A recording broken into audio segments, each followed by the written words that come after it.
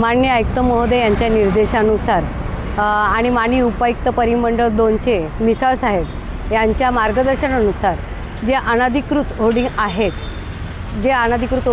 त्यात या 90 फीट रोडला 5 आहेत। तर त्या 5 पैकी आता सकाळपासून आम्ही 3 तोडलेले आहेत। आता 2 शेवटच्या एंडपर्यंत आहेत। तर त्या आम्ही निकाली काढतो, तोडून टाकतो आहे। आणि आता हे समोर बघता आहात तुम्ही, ते काम आता तोडण्याचं काम पूर्ण झालेलं आहे। अजून 2 बाकी आहेत। तर ते आज दिवसभरात ते पूर्ण होईल। आणि पुन्हा ह्या जे गटारावर झाकणं नाही आहेत, हे समोर जे मोठी मोठी दुकानं आहेत, शोरूम मोठे मोठे सजलेले आहेत, परंतु पावसाळ्यात ह्या झाकणापायी काहीतरी दुर्घटना घडू शकते।